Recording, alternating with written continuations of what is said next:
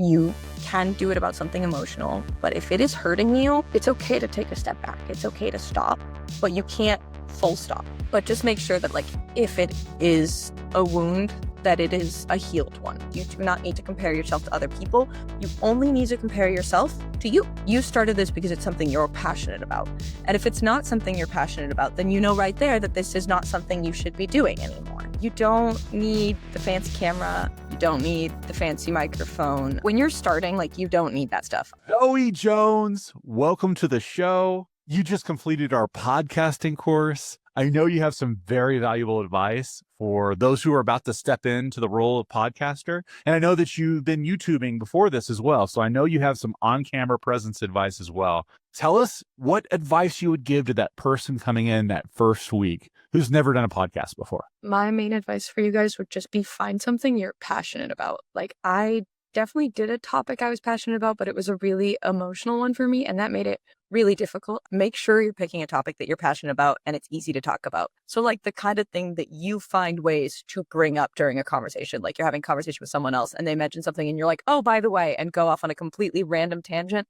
That thing, talk about that. If you're a Taylor Swift fan, talk about Taylor Swift. If you like video games, talk about video games. Whatever is a thing that you could literally rant about for hours, make that your topic. Understand that, like, even though this class is a capstone and, like, you might feel like you need to do something big and impactful, you don't. Save the big and impactful for your career, your free time. You can do something big and impactful. You can. Just, you don't have to, yes. To clarify, but if it's something like super emotional and you're not, like, fully healed over it, I wouldn't really recommend doing it. It made it really difficult for me to be able to get stuff in. I was struggling a lot because it was emotional for me to work on the project. And I didn't realize until I was reading other people's projects and they were talking about things like disc golf and K-pop. And mind you, their podcasts were fantastic. I was listening to them. I was like, this is so cute. But it wasn't until then that I realized I didn't have to be talking about something so serious and so emotional. But at that point, I was so far in that I couldn't, like, reel it back. I mean, honestly, I probably should have just reeled it back and started on a new topic, but I didn't feel like I was allowed to, which is another piece of advice. With this teacher in particular, he wants to help you. He really does. I was really scared to reach out for personal reasons. I've always kind of been taught that I'm not allowed to reach out and ask for help, and I'm sure a lot of you guys grew up in similar circumstances because it's a lot more common than people think. And, like, he definitely wants to help.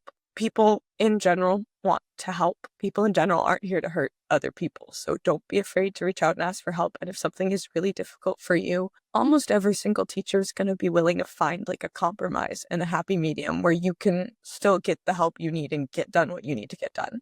But also, the sooner you reach out, the better. Don't wait to reach out and ask for help, please. But yeah, my advice would just be stick to a topic that you know a lot about and you can talk about easily, and know that it is okay to reach out for help if you are struggling and you are, like, out of your element. Zoe, you started a YouTube channel before this course even started. What is your YouTube channel and why did you start it? So I started a YouTube channel a little bit after, like, COVID, because I didn't really have, like, access to the internet as a kid. Like, I had access to the internet, but I didn't really have any sort of internet presence until COVID. To put into reference for people from, like, my generation, and you might even understand this, I didn't play Minecraft until 2020. Minecraft. I think, like, the second most downloaded game in the entire world, only after Tetris, because the human beings crave cubes, apparently. But, like, I didn't play Minecraft until 2020. So when I discovered Minecraft and I discovered Minecraft YouTubers and all that stuff, it was so exciting and fun to me. So I started making Minecraft videos. And then this game called Poppy Playtime came out, and I got really interested in the lore because I've always, my entire life, my, like, very end goal for my life is to be an author. I want to write a book. So I really like storylines and stuff like that. And there was a storyline in Poppy Playtime that was easy for me to track and it was easy for me to follow. And I would be streaming on Twitch and talking about the storyline with my chat. And they were like, hey, streamer, that's a really good theory. That's a really good idea. You should, like, talk about that more. So I made a video on that theory and it got a lot of views. And then Security Breach came out right after. And I was posting about my security breach theory on TikTok, which cross-promoting on platforms, it does work. It really does. You just have to know your audience. But I was promoting my, like, video on TikTok, and I think I went up, like, 700 subscribers in 1 week. There was one day where it was, like, 300 in a day, and I hadn't even posted the video yet. I was just posting TikToks about the video.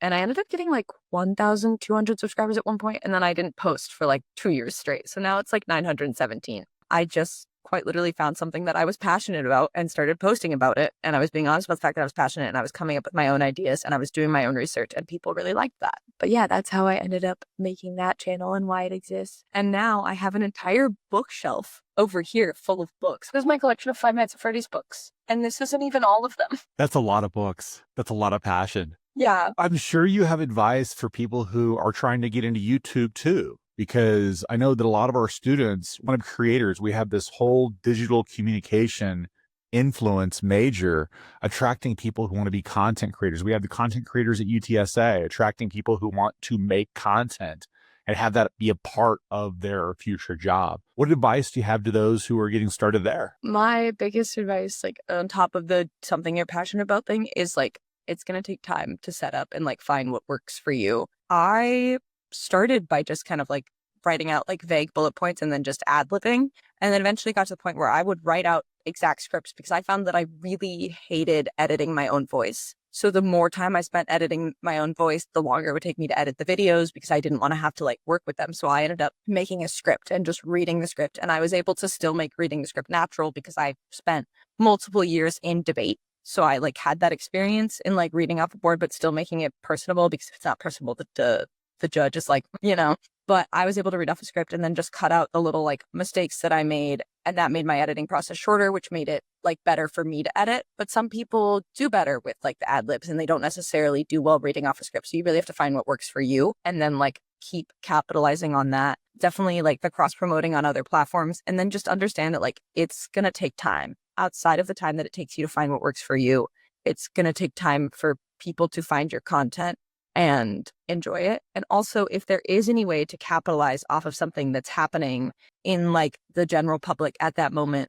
do that. I released a Poppy Playtime video pretty soon after Poppy Playtime came out, and that made it get a lot of views. And then I released the Security Breach video right after Security Breach came out. And Five Nights at Freddy's is this huge thing, and everyone was roasting this game for being so bad. And then I came in with this video that was like, hey guys, here's why the game is bad, and here's what I think it was actually like meant to be before everything happened. And people were like, whoa, I like the way you think. And then they subscribed, and it was really cool. Comes with time, and like what happened with me gaining all those subscribers in 1 week was like me capitalizing off of a current event. So just like patience, that's my advice. What tools do you use to create your content outside of the camera and mic? I edit in DaVinci Resolve just because like if you guys are looking for like a free version of like Premiere Pro, obviously it's not as extensive as Premiere Pro, but DaVinci Resolve is what I do. It's my like go-to. My like UTSA email is really weird about setting up Premiere Pro and like doesn't want to let me do it for some reason. So I had to borrow my boyfriend's dad's Adobe account to do the transcripts for this class. So wait, which was a DaVinci whole doesn't do hassle. transcripts? Like, No, it doesn't. oh no. Isn't that weird? Yeah. But DaVinci is really useful. And if you like spend time fiddling with it, you can do like really cool effects. Like I know how to make like a little thing that looks like an eyeball opening and like closing. So it's like when you're waking up, like sleeping kind of thing, or like going in and out. I mean, I don't know how else to word it other than like if someone like drugged you or knocked you out or something, So I know how to do that in DaVinci Resolve, which I think is really cool. And it is a rather well done, extensive program, and it's free. So it's pretty nice if you're looking for a free version. So wait, students who maybe don't want to pay for Adobe Premiere Pro when they graduate, because obviously we're an Adobe Creative Campus, we allow that students to use that for free. They can use something called DaVinci Resolve, which is a free program, and it may not be as robust, but it most certainly will help them do their work, right? Yeah, it does a lot of stuff. Like obviously I haven't done too much in Premiere Pro. Like my Adobe experience is very much Photoshop. Like I know Photoshop like the back of my hand. I don't know how much more Premiere Pro has than DaVinci Resolve, but I found that like DaVinci Resolve does titles really well. It does this, like you can move stuff around, and it definitely takes a little fiddling around and getting used to,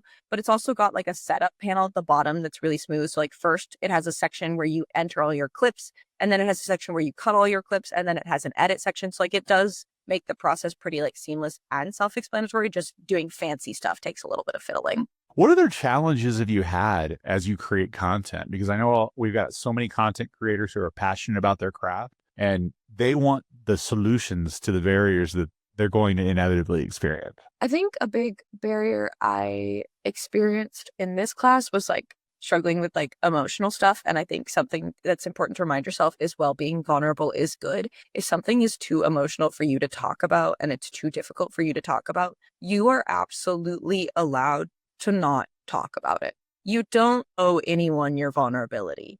Like maybe your partner maybe someone you're dating, you owe them your vulnerability, veering into my like podcast topic a little bit, but you don't even owe your parents your vulnerability. Like you don't owe it to anyone unless you expect it from them. And you don't necessarily expect vulnerability from your viewers. So if something's too difficult for you to talk about, you don't have to talk about it. Now, if you're procrastinating for other reasons, know that like, unless this is your job and this is your career, you don't necessarily have to do it. But remember that you want to do it. You started this because it's something you're passionate about. And if it's not something you're passionate about, then you know right there that this is not something you should be doing anymore.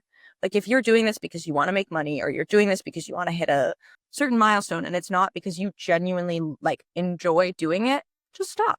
Because you don't need to do that to yourself. There's no reason to do that to yourself. And the chances of you making it just like on a random whim, if you're not truly passionate about your topic, aren't that big. Like there's a possibility one day you'll just like randomly post a video and it'll get millions of views and you'll live in a McMansion because of it. But let's be real, that's highly unlikely to happen. So the procrastination will become a lot less if you can remind yourself like, hey, this is something that I want to do and this is something that I enjoy doing. There are all sorts of careers in digital communication that don't require you personally to have an audience and to have views and to have that be your focus of metrics. You could be a producer behind the scenes. You could be somebody who is working in marketing. You could be somebody who is on the planning side. You could be a public relations strategist or a marketing strategist who needs to understand how these tools work. And it's important to get that initial education that we provide, but you don't have to be the person who's focused on views and audience in order to work in digital communication. You can also use the stuff in this class for like stuff outside of digital communication. Building an audience thing can be useful. Like even if you're just like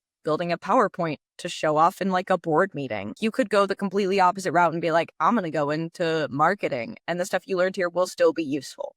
Do you have any other advice for people who want to get into this kind of business of creation? You don't need the fancy camera. You don't need the fancy microphone. Obviously, if you get bigger, you're going to want those eventually because there is a certain point where lack of quality can be a detriment. But when you're starting, like you don't need that stuff. I think I have like 17,000 on TikTok and like 2,000 on Twitch, and I haven't touched either of them in like years. But when I was starting, I was recording on a phone that the quality was really bad. And when I started on Twitch, I was playing on a MacBook Air. I was playing Minecraft on a MacBook Air, and I was sitting on the floor. My very first ever stream was the day after my birthday. I was either 15 or 16, one of those two, but I was starting to stream for the first time. And I'm sat on the floor with two of my friends, one of whom is still my best friend. The other one I haven't spoken to in a couple of years, and I'm kind of wondering how she's doing. She was cool. I loved her. If you're seeing this, Kim, which there's no reason you would be, but I love you. But we were sitting in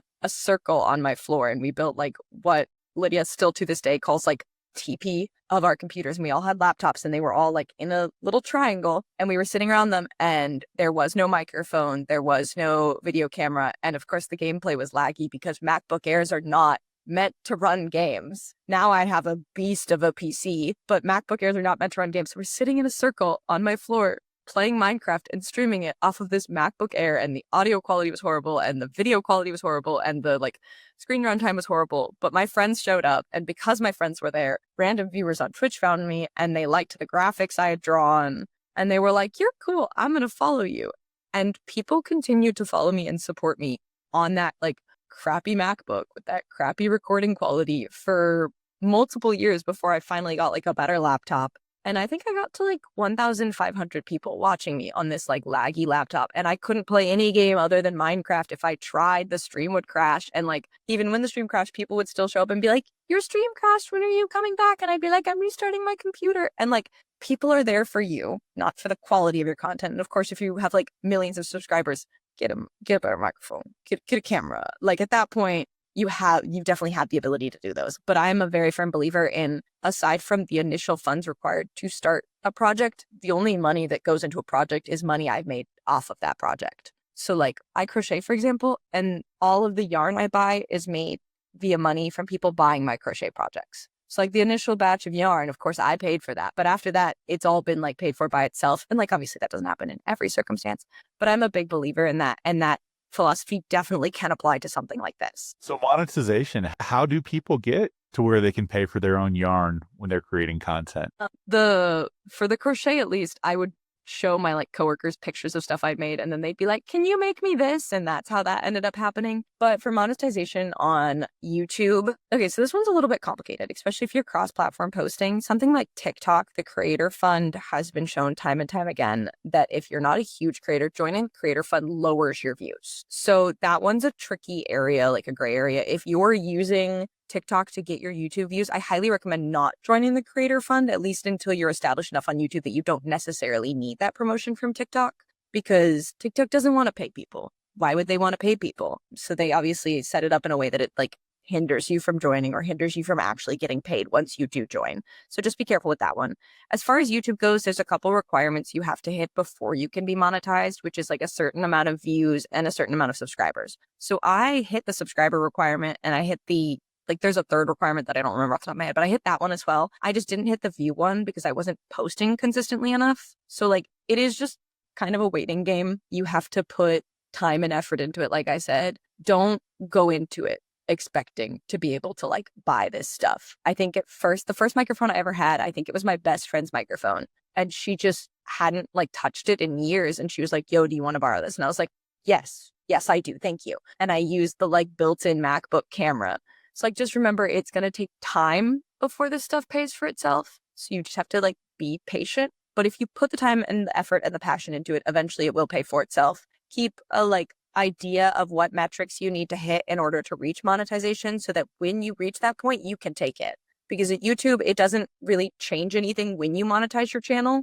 It doesn't affect your views in any like significant way. I think it's been shown that like they might like jump a little bit right after you join monetization, but then they kind of just level out back to where they were before. So like, just keep an eye on those metrics, keep an eye on like Spotify metrics, Apple Music, like whatever if you're doing a podcast, whatever it's on, keep an eye on those metrics to see when you qualify for that so that you can start getting that money. Cause like, listen, in this economy, if you can be earning money and you're not doing it, fix that. It's so important to make sure you're tracking your metrics, not just for monetization, but so that you can have that feedback loop from the audience. Tell us how important it is to you to understand your audience as you create content, because there's a balance between knowing yourself and knowing what you are passionate and what you want to share, and knowing what the audience wants. And hopefully you're attracting the kind of audience that fits what you're passionate about, so that you never experience any kind of burnout because you're talking about your passions. But I know that there's always a balance there between, oh, my metrics told me that maybe I should lay off this, but I'm going to go into it, versus, hey, my passion comes first versus my audience comes first.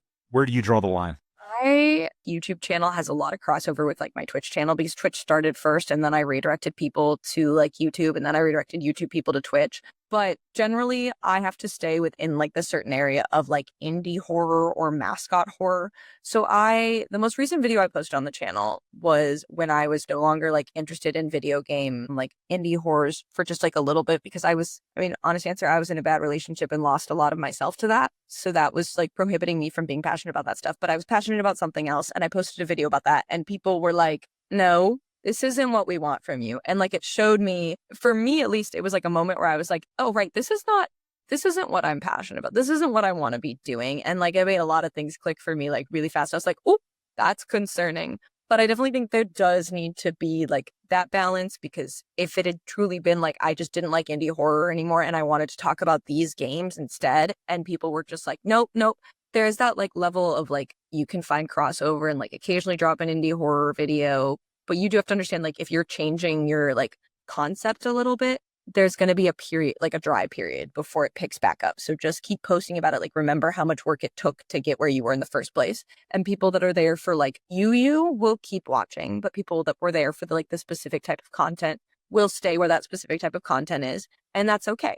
Think of it similar to like how some people are just meant to be a chapter in your life. Some subscribers, some followers are just meant to be a chapter in your life, and you shouldn't change who you are to keep them around. Now, that being said, if you have a channel about like skateboarding and one day you decide you want to talk about Jaguars, what? Like, you're allowed to do that. But at that point, you might even want to just start a new channel. Like, I know it's hard when there's like already like subscribers and stuff built up, but you do have to remember, like, you've set your algorithm up a certain way. And that's who it's going to keep showing you to. And it might take even longer to recalibrate your algorithm than it would to just start a whole new one. You're very comfortable being yourself on camera. So many of our students don't want to be on camera at all. Do you have any advice for those folks? This is going to sound like a little little like crazy, maybe a little narcissistic of me, but I like the way I look like a lot. I worked really hard to get to that point. So like sometimes something that helps me be on camera is I can look at myself and be like, oh, hi, like you're so pretty.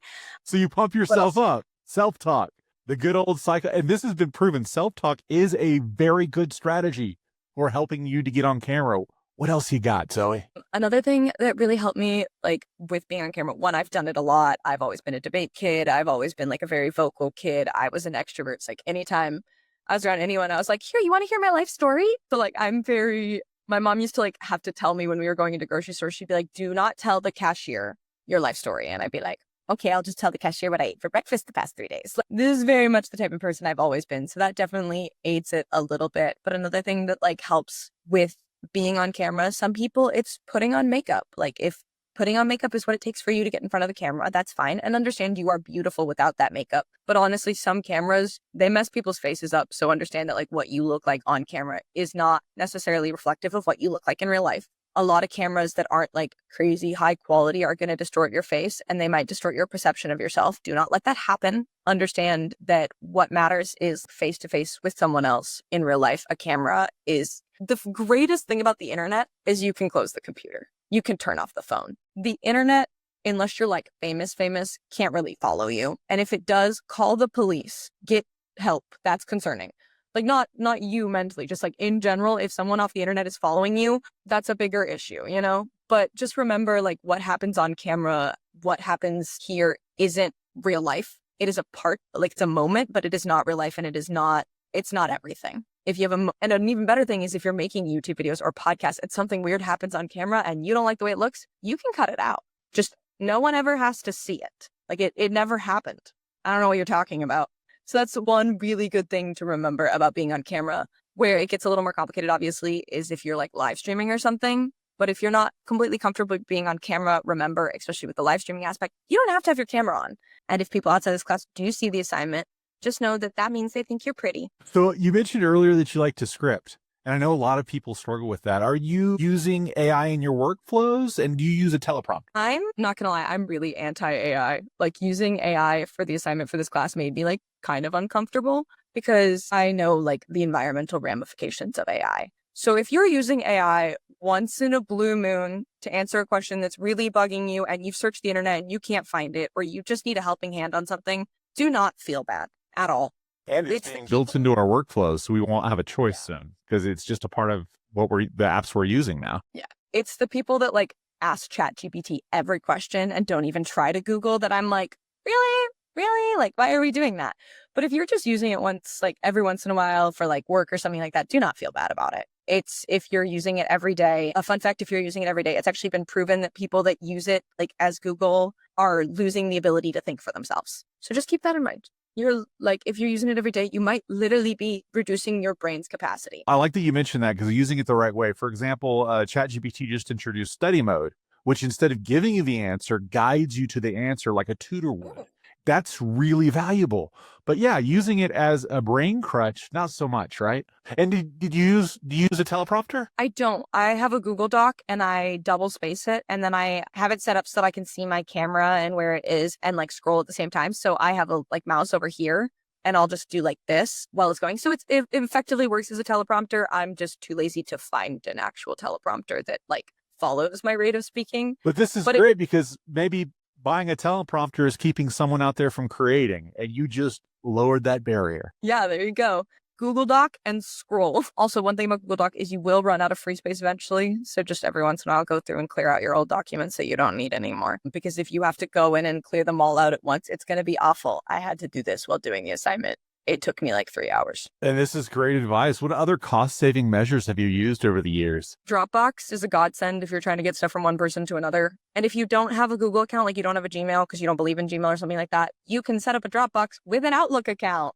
Dropbox is a little bit weird if you have like a personal domain address, but more often than not, it works. There are some that's finicky, but like Dropbox is pretty chill about that. And those all communicate with each other. If you're really, really opposed to using the Google network, because I do know they've started like poaching people's like data for AI training. So if you're really opposed to that, the Word system, like the Microsoft system has similar functions. I think Office is the Dropbox equivalent, But if you need to get files from one person to another, that's always an option. And one thing that I use to get stuff from, like, if I take a photo on my phone and I need it on my computer, message yourself on Discord. Set up 2 Discord accounts. Set up a second account that you don't even remember. You don't even need to know the login for. And you just send it stuff. I mean, I had one of those and then I had to create a new Discord account. So now I just will like text my friends and be like, ignore this. And they're just getting like a video file of something I recorded that I need for a project. And they're like, okay. Discord is great to get stuff from one system to another. What are the file limits there? It depends on if you have Nitro or not, but a lot of people that are like gamers or like big on the internet already have Nitro.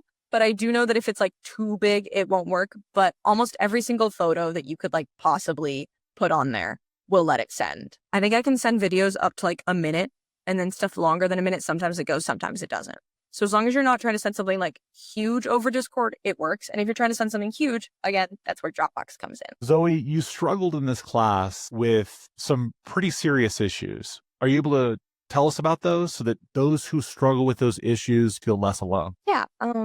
I grew up with an emotionally immature parent and an emotionally unavailable dad. So like my mom was the driven and controlling type of emotionally immature parent, and then my dad was like the negligent type, to the point where I haven't spoken to him in 7 years, but that's a whole other thing.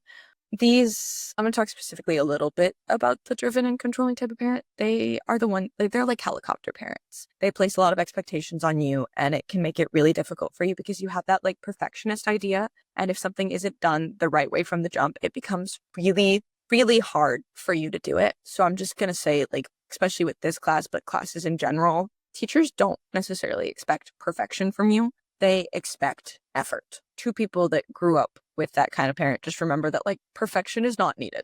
This is about improving and getting better and learning to communicate better. So don't let yourself be like bogged down in the idea that you need to be perfect. You don't. And also another really important thing to remember across the board, your perfect is different from someone else's perfect. There is no universal perfect. And the idea that there is the reason that like body dysmorphia and like so many other issues exist. So just remember, your perfect, your best does not need to be the same as your parents' best. It does not need to be the same as your classmates' best. You do not need to compare yourself to other people. You only need to compare yourself to you. And then on the question about the topic, there is a balance when you're talking about emotional stuff. And obviously in therapy, like you want to be as far to the like vulnerable side as possible. But in a situation like a class, being on the super vulnerable side isn't always the best idea, especially when there's like time limits, because there's time constraints and there's times that you need to get stuff in. And if you're in a super emotional state and you can't make yourself get it done because it's difficult for you, that's going to reflect in your grades, and that might affect your ability to get into like future like colleges or stuff like that. So while being vulnerable and having that like super emotional topic may seem like a great way to like set your project apart, or it might seem like a great way to be like, look, I'm putting effort into this class. You can put effort in without reopening not fully closed wounds. So like for me, I talked about something that like, I think if I did this project 6 months from now, I would have been fine. But for me, this was a wound that was created, like this was something that I figured out 6 months before this class. And I thought I was okay with it. And then the more research I did, the more I realized like I haven't actually worked through all these problems yet. Like I had worked through a lot of them. Like I think if I had done this exact project 6 months before, I don't know that I don't want to think about what would have happened. And I think if I did it 6 months from now, I would have been fine. And even now, like I learned so much from the project, and doing something emotional, you can learn a lot from it. But just make sure that like if it is a wound, that it is a healed one. And if you start a project and you find that it is not a healed wound, reach out to whoever you're doing the project for and like be like, hey, is there anything we can do about this? Because I didn't reach out. I was scared to reach out. And I bet had I reached out, there would have been some sort of compromise. It's like, oh, you've already turned in this episode. In this episode, just do the last one on a different topic or something like that. Or just do this on a different topic. And there would have been some sort of compromise reached that would have been better for everyone. So just remember, like, you can do it about something emotional, but if it is hurting you, it's okay to take a step back. It's okay to stop, but you can't full stop. I full stopped. That was really negative and that was really detrimental. And I like kept trying to force myself to keep going, which just made it worse. That's another thing, is if you're trying to push yourself, like if you're trying to force yourself through something emotional, it's just going to get harder and harder to deal with. So feel free to like there's a car, there's a crash in the lane in front of you. Go like this. Don't just sit there and wait for the crash to move. We have fight or flight, right? And sometimes we're deer in headlights and we can't move. And that's just part of the human condition. So, how important is it to seek help? It's really important. I can understand how hard it is to be vulnerable, and I can understand how it feels like opening up about this stuff is just opening a door to be hurt again. And like, obviously, if your parent treats you like that, or if someone treats you like that, don't go to them with your problems because it's just going to reinforce that in your mind. But like, don't hesitate to like reach out to other people.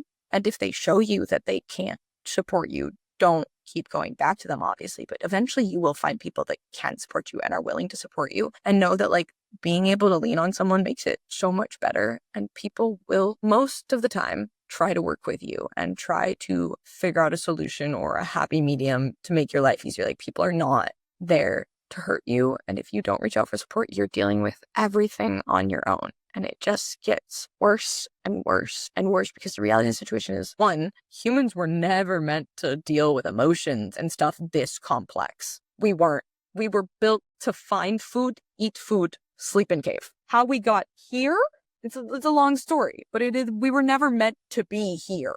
We were never meant to like have this much power and this much capability. We weren't meant to communicate. We weren't meant to be this interconnected with each other. So, you're saying we evolved face to face over hundreds of thousands of years to communicate face to face, and now we're on the internet. And that is a natural thing. Yeah, it isn't a natural thing, but it was more so like we were created to like hunt in tribes with our like families. We were created to lean on each other. It'd be like if you took a lion away from its pride and left it alone in the middle of nowhere. It might survive, but it's not going to thrive at all. It might like get the food it needs, but it's going to be a real, real sad lion. Don't make yourself a real, real sad lion. Don't do it. Go find your pride and hang out with them. They'll help you. So, seek help, progress over perfection. What else are we missing? What is another take-home message as we wrap up this conversation? What do people need to remember to do? Focus on yourself. I know it's a little bit like don't compare yourself to other people. And when I say focus on yourself, that doesn't mean don't lean on people. So don't use that as an excuse to undo all the stuff we just talked about. Knowing yourself and learning to love yourself is so critical and so important, because part of what happened to me like 6 months ago was I realized that I really didn't like myself. And it caused a lot of problems for me, like a lot. Like, I was going to therapy like twice a week, kind of a lot. And for people that like struggle with those perfectionism issues, or they struggle with procrastination, or they're neurodivergent, the unfortunate reality is those people are far more prone to not liking themselves. It comes with the territory. It comes with being treated as other, because there's neurotypical and then there's neurodivergent. So if you're neurodivergent, the likelihood that you're not going to like yourself is much stronger, because society teaches you that what you are isn't normal, what you are isn't okay. And it, like, even if you think like you've got it on lock and you're like, that doesn't affect me, it definitely still does. It's like the same concept behind why a lot of people like have internalized misogyny without realizing it. Like, it's so intrinsically tied into our society that it affects you whether or not you think it does. Take yourself out on a date. It doesn't necessarily have to cost money. Like, walk somewhere, walk to a park, sit in the park, like pretend you're Snow White and talk to birds. Like, just get to know yourself. Take a bath, read a book. There's a place called Half Price Books. You can get books real cheap if you live in like Austin, San Antonio area. It's real nice. You can get a nice, good book to read. Diary entries to yourself. Like, I know that sounds so like middle school, but do it. Write down a list of your favorite things. What's your favorite color? What's your favorite candy? If you were an ice cream flavor, what flavor would you be? Why? You should be able to answer those questions. And I know that's like weird, but like people that have like a really strong, like concrete sense of self, I found like I do icebreakers at work, like with coworkers, except I do an icebreaker every day, even though I already know them. And I found the ones that like I know for a matter of fact have the strongest sense of self. When I ask these questions, they answer like that. Be able to answer those weird, stupid questions about yourself. If you were a magical fairy princess, what would your name be? What's your answer to that question? That one is fair to give a little bit of time because you want a really good name. But yeah, that was the last thing, is like, make sure you know yourself and like you're taking care of yourself and learning about you. Okay. And if somebody wants to learn more about gaming specifically, I know you have a YouTube channel. Where can people find you? So my YouTube channel is going to be called The Theory Lab.